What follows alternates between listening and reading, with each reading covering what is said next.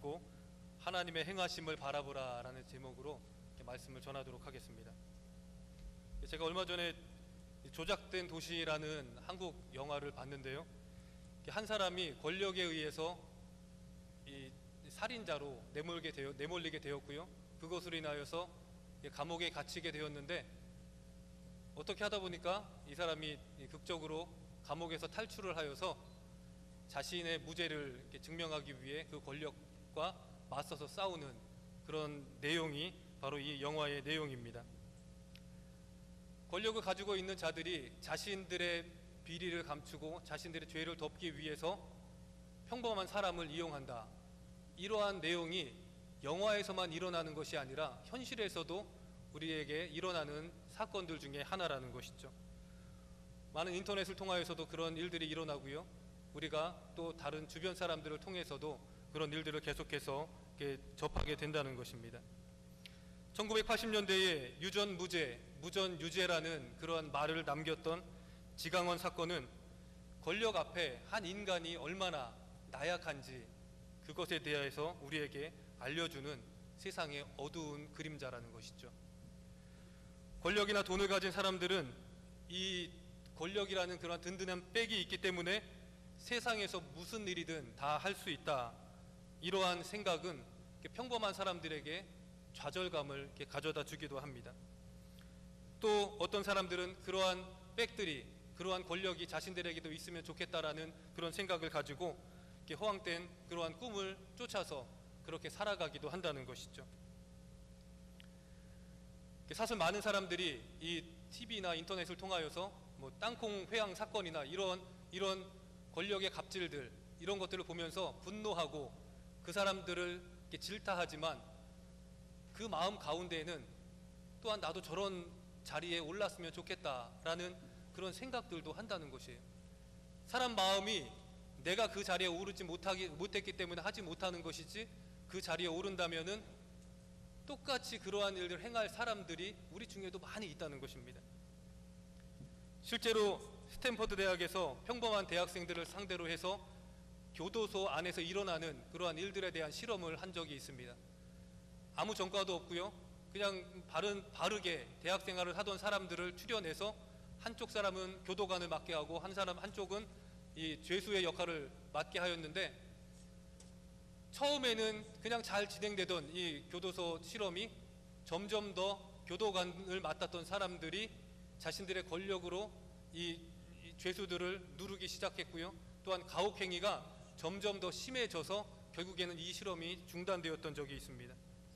이러한 이 실험들을 통하여서 우리가 알 수 있듯이 정말 사람들은 근본적으로 악한 사람들이라는 것이, 우리 마음 가운데는 악한 마음이 존재하고 있기 때문에 선한 마음과 악한 마음이 늘 싸우는 가운데에서 우리가 늘 악한 마음을 경계하는 그런 모습이 우리에게 필요하다는 것입니다. 그렇지 않다면, 우리가 나약하다는 그러한 고백을 하지 않는다면 결국 우리는 우리의 악한 본성대로 살아가는 그러한 비참한 인생을 살아갈 수도 있기 때문입니다. 여러분, 분명한 것은 세상이 주는 그런 권력과 세상이 주는 물질은 영원하지 않다는 것이에요. 우리 인생 가운데에 유익을 줄 수도 있고요, 또한 우리에게 편안함을 줄 수도 있지만 그것이 영원히 우리의 삶을 지키고 인도해 주지는 않는다는 것입니다. 언젠가는 그 자리에서 내려오는 날이 있고요, 모든 것을 잃어버리는 그런 날도 찾아오게 됩니다. 잘 나가던 대기업이 하루아침에 무너져 내리는 것도 우리는 보게 되고요, 그리고 나라에서 가장 높다고 말하는 대통령의 자리에서도 하루아침에 내려오게 되는 그런 일들이 우리 주변에서 일어나지 않습니까? 우리가 바로 그런 시대에 살아가고 있다는 것이에요. 예수님께서도 어리석은 부자의 비유를 통하여서 우리에게 무엇이라고 말씀하셨습니까? 어리석은 부자가 자신이 가지고 있었던 몇 해를 먹어도 충분히 살아갈 수 있는 그 많은 곡식을 곳간에 쌓아놓은 후에 그날 밤에 무엇이라고 얘기했습니까? 이제 내 영혼아, 먹고 편히 쉬자. 이렇게 말을 하였을 때에 예수님께서 그에게 오늘 밤 내 영혼을 내가 도로 찾으리니 그리하면 내 모든 소유가 누구의 것이 되겠느냐? 평생을 그 곳간에 매달려서 평생을 그 먹을 것에 매달려서 살았던 그 인생이 얼마나 허무한 인생이 되어버립니까? 이제는 즐기려고 하고 이제는 누리고 살아가야 하는데 그 모든 것을 누리지 못하고 영혼이 죽어버리는 그러한 일이 우리에게도 이룰 수가 있다는 것입니다. 그렇기 때문에 우리는 세상의 어떠한 것도 영원히 내 소유가 될 수 없음을 우리는 기억해야 합니다. 그리고 언제 무너질지 모르는 그런 모래성과 같은 권력과 물질을 쫓아서 살아가기보다는 내 영혼을 도로 찾는 그날에 내 영혼이 다시금 영원한 생명을 얻을 수 있는 그러한 은혜의 길로 우리가 살아가야 한다는 것이죠. 그것이 무엇입니까? 세상의 물질로 얻을 수 없는 우리의 영원한 생명을 주시는 분은 오직 예수 그리스도밖에 없다는 것이죠. 그 예수 그리스도를 바라보며 살아갈 때에 세상의 권력과 물질이 줄 수 없는 가정의 평화, 그리고 안락한 수면, 또한 평안한 마음, 이런 것들을 예수 그리스도로 인하여서 우리가 누리게 되는 은혜를 얻게 된다는 것입니다. 이 믿음을 가지고 날마다 주님을 만나고 늘 복되고 형통한 인생을 살아가는 그런 저와 여러분이 되시기를 간절히 축원합니다. 오늘 말씀을 보십시오. 이스라엘 백성들은 가진 것이 없었어요. 아무것도 없이 가나안 땅으로 그렇게 여정을 떠나게 되었는데 이들에게는 한 가지 있는 것이 있었습니다. 무엇이죠? 바로 하나님이 그들과 함께 하신다는 것이에요. 바로의 압제 가운데에서 바로 왕의 모든 권력 앞에서 그렇게 억눌려 있었던 이 사람들이 하나님께서 그들과 함께 하셨을 때에 그 모든 것을 이겨내고 영원한 천국을 바라보며 가나안 땅을 소망하며 그들이 광야로 그렇게 걸어갈 수 있었던 것입니다. 반면에 어떻습니까? 애굽 왕 바로는 지금까지 모든 것을 누렸었지만 하나님 없이 누렸던 모든 것이 하나님이 그에게 나타나시니까 모든 것을 잃어버리는 그러한 비참한 인생이 되어버리고 말았다는 것입니다. 그렇기 때문에 우리의 인생 가운데에 우리는 늘 하나님을 경외하며 살아가는 그러한 인생이 되어야 한다는 것입니다. 그런데 보십시오. 이스라엘 사람들의 가나안 여정 가운데 보면 그들이 하나님의 은혜를 체험하며 살아갈 때에는 하나님께 영광 돌리고 하나님께 감사를 드렸지만 그들 눈앞에 문제가 생기거나 두려움이 임하였을 때에 그들은 언제나 애굽을 그리워하였다는 것이에요. 자신들이 원망하면서 그곳에서 떠나왔던 그 애굽을 다시금 바라보고 그곳에 가기를 소망하고 그들은 그렇게 불평을 하나님 앞에 내놓았던 것입니다.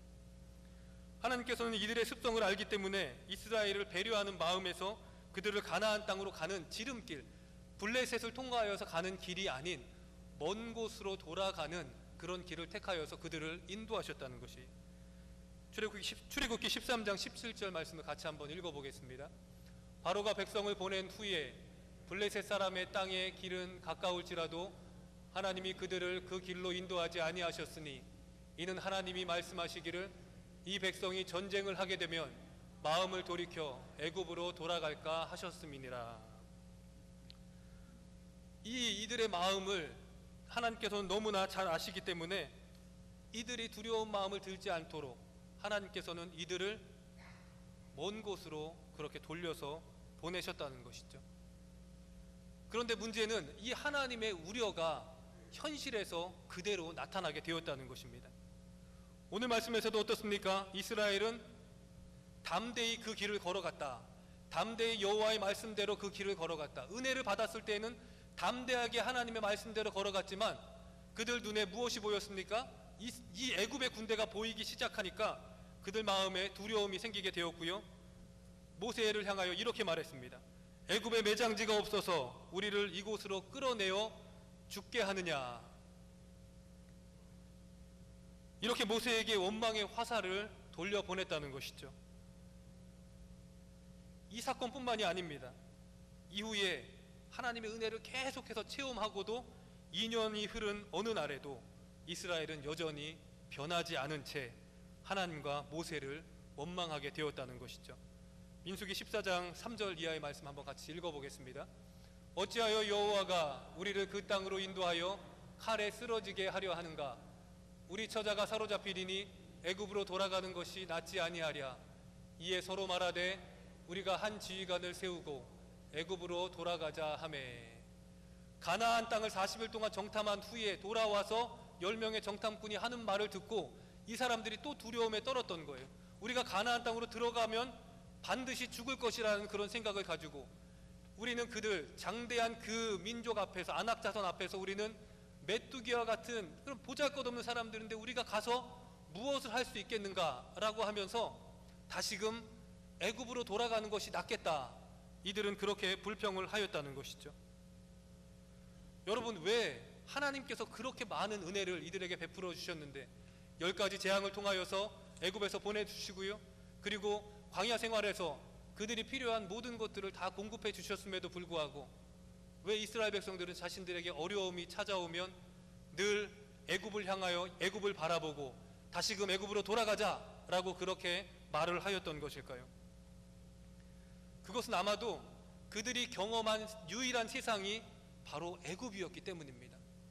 적어도 애굽에 있을 때에는 우리가 굶주리지 않았고, 적어도 애굽에 있을 때에는 우리가 고기 쪼가리라도 먹었는데 이곳에서는 만나만 먹는다, 이러한 생각을 가지고 있었다는 거예요. 다른 것을 바라보는 것이 아니라 먹을 거에 집중하고 문제에만 집중하였기 때문에 애굽에서의 비참한 삶은 생각하지 않고 그곳에서 먹었던 기억, 좋았던 기억들만, 편안했던 기억들만 그들이 생각하고 있었다는 것입니다. 여러분, 교도소에 갇혀 있었던 사람들이 다시금 세상에 나와서 적응을 할 때에 그 적응하는 것이 너무나 힘들기 때문에 그들이 다시금 어디로 돌아가려고 합니까? 교도소로 돌아가려고 하는 것이에요. 다시금 죄를 져서 내가 차라리 거기 있을 때에는 삼시세끼 밥도 주고 또 TV도 보게 하고 또 뭐 옷도 주고 다 주는데, 내가 이곳에 이 사회에 다시 돌아오니까 뭐 할 것도 없고 또 더 힘들게 살아가는 것처럼 보이니 이들이 다시금 그곳으로 돌아가려고 한다는 것이죠. 어렸을 때에 아버지에게 매맞고 살던, 그리고 어머니를 때리던 그런 모습을 보던 그 아이들이 날마다 분노하면서 그 아버지를 저주하였던 그 아이들이 나중에 스스로 자라서 커서 자신도 똑같이 아버지와 같이 행동하는 이유도 바로 거기에 있다는 것이에요. 자신이 보고 자랐던 아버지의 모습이 바로 그 모습이기 때문에 그들도 똑같이 아버지와 같이 행동을 하고요, 술주정을 하던, 그런 술을 많이 마시는 아버지 밑에서 자라던 자녀들도 그 아버지를 닮아서 그렇게 변할 가능성이 높은 이유는 바로 그런 모습을 보고 자랐기 때문이라는 것이죠. 여러분, 반면에 어릴 때부터 신앙의 길을 걸어온 사람들은 자신들이 잘못된 길로 들어섰을 때에 다시금 믿음의 가정을 생각하게 된다는 것이에요. 왜 생각하게 됩니까? 부모님의 기도가 있기 때문이죠. 부모님의 기도가, 자녀들을 향한 부모님의 기도가 그들이 어려움에 처했을 때 다시금 내 아버지가 계신 그곳, 고향을 생각하게 되고 믿음의 가정을 바라보게 된다는 것입니다. 이 성 어거스틴은 자신이 지은 고백록에서 이렇게 고백을 하였습니다.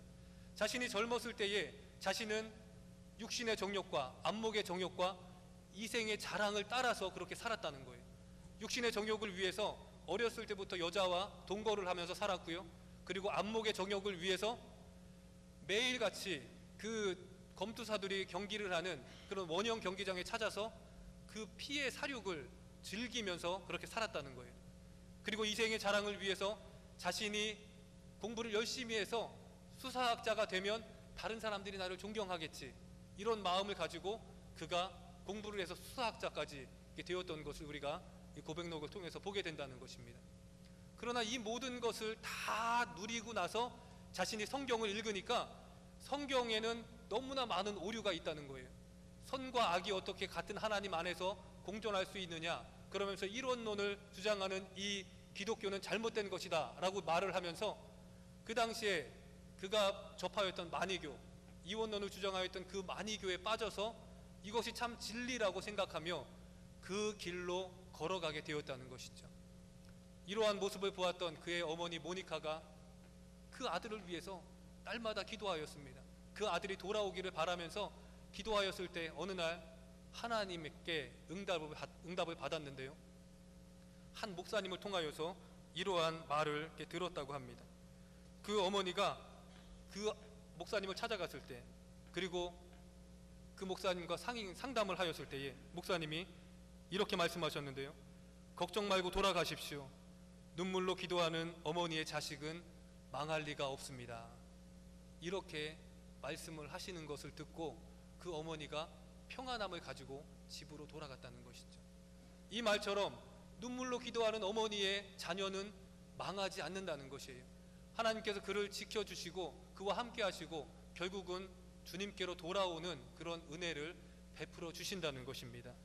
여러분, 이 모니카의 기도를 통하여서 어거스틴이 어떻게 되었습니까? 어거스틴은 다시금 하나님께로 돌아오게 되었고요, 그리고 초대교회의 아주 유명한 교부가 되었던 것을 우리가 알고 있다는 것입니다. 그만큼 우리의 삶 가운데에 믿음의 가정이 얼마나 중요한지를 우리는 늘 잊지 말아야 한다는 것입니다. 여러분, 인생 가운데 가장 중요한 것이 하나님을 만나는 것이에요. 우리 인생에 나에게 가장 중요한 것은 하나님을 만나는 것이고요, 그리고 하나님을 만난 그런 주님의 사랑을 깨닫게 된다면 보라, 이전 것은 지나갔으되 이제 새 것이 되었도다. 우리의 이전의 과거의 모든 것들을 다 잊어버리시고 주님의 자녀로서 우리를 인도하여 주신다는 것이에요. 우리의 과거가 어떻든, 우리의 과거의 삶이 어떻든, 우리가 보고 들었던 것이 무엇이든 그것이 중요한 것이 아니라 지금 이 시간이 중요하다는 것이죠.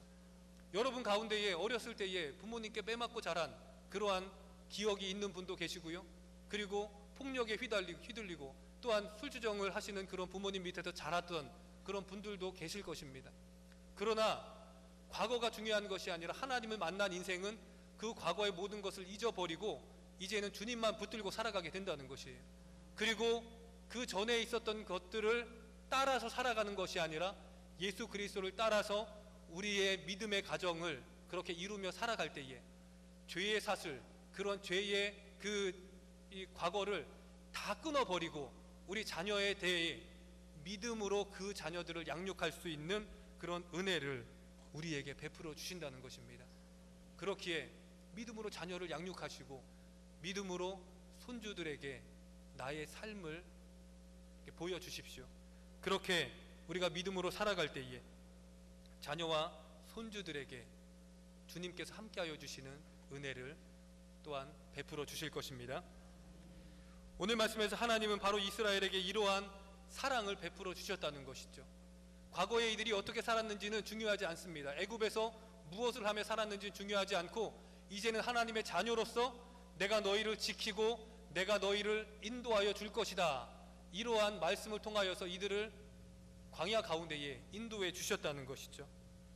그런데 이스라엘 백성들에게 지금 두려운 것이 무엇입니까? 가장 두려운 것은 바로 애굽 왕 바로였습니다. 언제 자신들을 쫓아와서 자신들을 죽일지 아무도 모르는 상황 가운데에서 이들은 하나님의 말씀만 의지해서 그 길을 걸어가고 있었다는 것이죠. 이러한 상황 속에서 하나님께서는 이스라엘 백성들에게 자신의 계획을 말씀해 주시는데요, 우리 2절 말씀을 같이 한번 읽어보도록 하겠습니다. 이스라엘 자손에게 명령하여 돌이켜 바다와 믹돌 사이에 비아히로답 곧 바알스본 맞은편 바닷가에 장막을 치게 하라. 하나님께서 계획하신 것이 바로 이것입니다. 바닷가에 장막을 치도록 그들을 인도하셨다는 것이에요. 그랬을 때에 어떠한 일이 일어납니까? 바로가 이스라엘 자손에게 대하여 말하기를 그들이 그 땅에서 멀리 떠나 광야에 갇힌 바 되었다 하리라.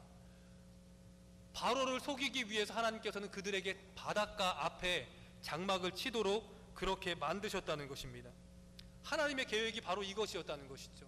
이들이 두렵고 두려운 마음으로 그렇게 바라보는 바로 애굽을 더 이상 이들 앞에 내보이지 않도록, 더 이상 두려워하지 않도록 그들을 수장시키기 위해서 바닷가 곁에 그들을 장막을 치도록 그렇게 인도를 하셨다는 것이죠. 그러나 어떻습니까? 이것은 하나님의 계획이고 이스라엘 백성들에게는 어떠한 일이 일어났습니까? 장막을 바닷가에 쳤는데 바닷가 반대편에서 애굽 군대가 나타나는 그러한 일들이 일어나게 되었습니다. 앞에는 길을 갈 수 없는 바다로 막혀 있고요, 뒤에는 자신들을 쫓아오는 그런 애굽 군대가 나와 있을 때에 믿음으로 담대하게 나아가던 그들의 마음이 이제는 두려움과 공포로 인하여서 하나님을 원망하고 이 모세를 향하여 원망의 화살을 돌리고 있었다는 것입니다. 그러나 여러분, 우리가 여기서 중요하게 생각해야 할 것은 이스라엘 백성들은 두려움에 떨고 있고 이스라엘 백성들은 걱정이 태산 같지만 하나님은 그러한 이스라엘 백성들과 함께 계셨다는 것입니다. 그들과 함께 그곳에 계시면서 그 계획을 하나하나 이루어 가시는 분이 바로 여호와 하나님이셨다는 것이죠. 4절 말씀에서 하나님께서 무엇이라고 말씀을 하십니까? 같이 한번 읽어보겠습니다. 내가 바로의 마음을 완악하게 한즉 바로가 그들의 뒤를 따르리니 내가 그와 그의 온 군대로 말미암아 영광을 얻어 애굽 사람들이 나를 여호와인 줄 알게 하리라 하시매 무리가 그대로 행하니라. 보십시오. 하나님께서 이러한 상황으로 우리를 몰아가는 이유가 무엇입니까? 하나님이 영광을 받으시기 위해서, 우리가 하나님께 감사하고 하나님 정말 나를 지키심을 너무나 감사드립니다, 주님께 영광을 돌립니다, 이러한 고백을 듣기 위해서 하나님께서는 그 모든 상황을 지금 이렇게 몰아가고 계셨다는 것입니다. 여러분, 이 모든 것이 하나님의 계획이심을 믿으시길 바랍니다. 하나님은 분명히 이스라엘 백성들에게 영광을 얻겠다 그렇게 말씀하셨고요, 이 사건을 통하여서, 이 일들을 통하여서 다시금 말씀하셨습니다. 너희를 위해 하나님께서 대신 싸우시리니 너희는 가만히 있을지어다. 모세를 통하여서 하신 말씀이 무엇입니까? 내가 이 모든 문제를 해결할 테니까 너희는 그냥 내가 하는 것을 가만히 바라보아라, 이렇게 말씀을 하셨다는 것이죠. 여러분, 이 말씀을 믿고 우리가 그 말씀대로 하나님이 하시는 그 모든 것들을 바라본다면 우리 삶에 하나님께서 행하시는 일들을 우리가 바라볼 수 있습니다. 하지만 보이지 않는 하나님께서 그 일을 행하실 때에 우리는 어디를 바라봅니까? 바다를 바라보고요, 그 다음에 뒤에 있는 애굽 군대를 바라봅니다. 그러면서 왜 하나님 이렇게 빨리 하지 않고 왜 더디 하십니까? 왜 우리와 함께 하지 않으십니까? 바다를 빨리 가르셔서 우리가 도망갈 수 있도록 길을 만들어 주셔야지 왜 우리를 그냥 내버려 두십니까? 라고 하면서 원망을 한다는 것이죠. 하나님의 은혜를 기억하지 못하고 하나님의 은혜를 체험한 그 순간을 우리는 잊어버린 채 그 현실에 일어나는 그런 문제로 인하여서 불평을 하게 된다는 것입니다. 여러분, 제가 처음 한국에서 미국으로 왔을 때 놀랐던 것 중에 하나가 밤에 이 하늘에 별들이 너무 많은 거예요. 별이 쏟아질 듯이 많고 또 굉장히 가까이 보이기 때문에 별이 굉장히 환하게 보였다는 것이죠. 한국에 있을 때는 상상조차 할 수 없었던, 한국에서는 늘 별이 몇 개 보이고 시골에나 가야 좀 이렇게 보일 정도의 그러한 별이었는데 이 땅에는 너무나 많았다는 것이죠. 그런데 여러분, 하나님께서 이 미국이 청교도의 신앙으로 세워진 나라이기 때문에 이 나라를 축복하기 위해서 이 미국 땅에만 별을 많이 주시고, 한국은 불교 국가였기 때문에 별을 조금밖에 주지 않았습니까? 아니죠. 별이 보이지 않았던 이유는 그 우리가 쓰는 그런 매연과 또한 공기오염, 또 미세먼지, 이런 것들로 인하여서 별이 하늘에 있는 것을 바라보지 못했던 것 뿐입니다. 그것처럼 하나님의 은혜는 우리에게 별과 같이 많은 그런 은혜를 하나님께서 우리에게 쏟아 부어 주셨음에도 불구하고 우리가 그것을 기억하지 못하는 이유가 무엇입니까? 하나님의 은혜를 생각하지 못하는 이유가 무엇입니까? 우리와 하나님 사이에 막힌 것이 있기 때문입니다. 우리의 걱정과 염려와 근심들이 하나님이 행하신 일들을 바라보지 못하게 하고요, 그 걱정과 근심만 바라보도록 우리를 만들어 버렸기 때문이라는 것이죠. 그러나 분명한 것은 우리 삶에 하나님께서 늘 함께 하셨다는 것은 부인할 수 없는 그러한 사실이라는 것이에요. 여러분, 미국 땅, 한국에서 이 미국 땅에 왔을 때에 미국에서 살아가는 그 모든 순간을 한번 기억해 보십시오. 하나님의 은혜 없이 우리가 얼마나 많이 살아갈 수 있었겠습니까? 모든 것이 다 하나님의 은혜였고 지금 숨쉬는 이 순간에도 하나님께서 우리에게 은혜를 베풀어 주셨다는 것이죠. 여러분, 이스라엘을 한번 보십시오. 그들이 어려운 상황 가운데 놓여져 있던 그날에도 하나님께서는 어떻게 하셨습니까? 그들에게 많은 은혜를 베풀어 주셨습니다. 민수기에 나오는 40일 동안 그들이 정탐하고 돌아와서 불평을 쏟아놓은 그날 아침에도 하나님께서는 그들을 위해서 만나를 내려주셨다는 것이에요. 매일매일 공급해 주시는 그런 하나님께서 주시는 만나를 먹었음에도 불구하고 하나님이 함께 하심을 체험하지 못한 채, 기억하지 못한 채 순간순간 일어나는 그 문제로 인하여서 불평하고 나 다시 애굽으로 돌아갈래, 그러한 말만 되풀이하는 그 이스라엘을 보면서 하나님께서 얼마나 마음이 안타까우셨겠습니까? 우리에게도 그러한 안타까운 마음으로 우리를 바라보는 하나님의 모습이 보여야 합니다. 우리에게도 얼마나 많은 은혜를 주셨는데 그것을 바라보지 못하고 우리는 우리 앞에 놓여져 있는 그 문제로 인하여서 주님 앞에 불평을 늘어놓고 또한 원망할 때도 있지 않습니까? 그러나 분명한 것은 우리가 잠잠히 주님을 바라보며 주님 앞에 기도할 때에 주님께서 행하시는 일들을 우리가 바라보게 된다는 것입니다. 여러분, 우리가 읽지 않았지만 14장 21절 말씀에 이렇게 기록이 되어 있습니다. 같이 읽겠습니다. 모세가 바다 위로 손을 내밀매 여호와께서 큰 동풍이 밤새도록 바닷물을 물러가게 하시니 물이 갈라져 바다가 마른 땅이 된지라.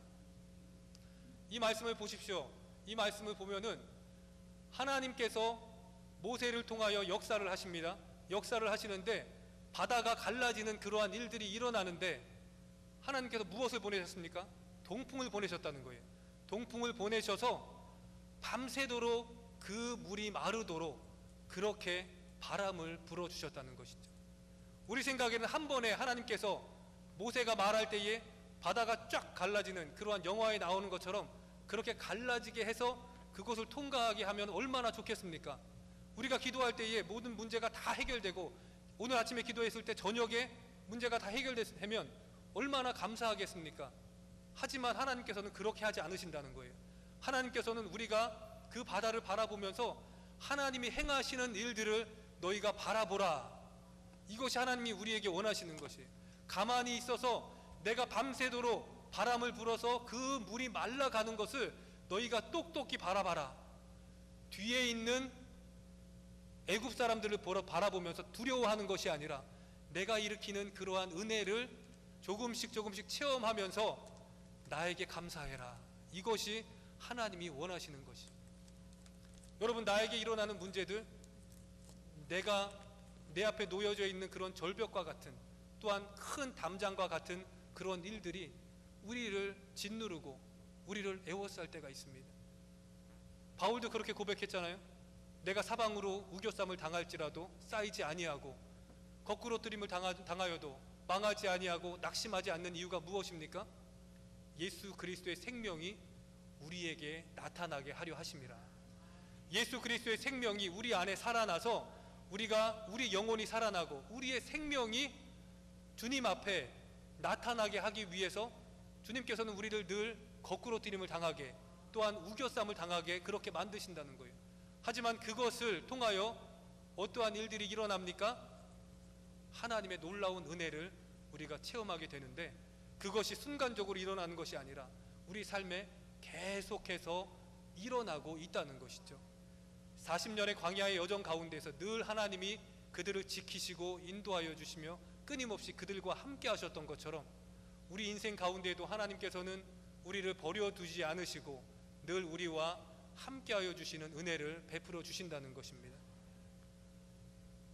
인생의 모든 것이 다 한 방이 아니라는 것이에요. 마라톤과 같이 끊임없이 인생 속에서 주님을 체험하고 주님의 은혜를 누리며 살아가는 것이 우리에게 중요한 그러한 사실이라는 것입니다. 여러분, 오늘 말씀을 통하여서 하나님을 바라보십시오. 하나님께서 행하실 일들을 기대하며 내 문제를 바라보는 것이 아니라 그 문제 가운데에서 우리에게 베풀어 주실 은혜, 밤새도록 우리와 함께 하시면서 우리를 붙들어 주시는 그 문제가 해결될 때까지 나와 함께 하여 주시는 그 주님을 붙들고 잠잠히 주님이 행하심을 바라보십시오. 언젠가는 주님께서 우리의 그 문제 가운데에서 영광을 받으실 그 날이 이르게 될 줄 믿습니다. 여러분, 이 믿음을 가지고 날마다 잠잠히 주님을 바라보며 주님의 은혜를 간구하는 저와 여러분이 되시기를 간절히 축원합니다.